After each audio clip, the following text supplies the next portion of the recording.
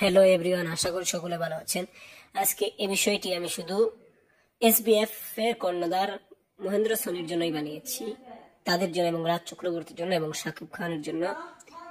তাদের কাছে আমার একটা প্রশ্ন, এসবিএফ এন্টারটেনমেন্টের কাছে, আপনারা শাকিব খানের সাথে নাকাব বানিয়েছেন, তুফান বানিয়েছেন, সামনে তাণ্ডব বানাচ্ছেন, তুফান 2 বানাচ্ছেন এবং আরো একটি প্রজেক্ট বানাচ্ছেন।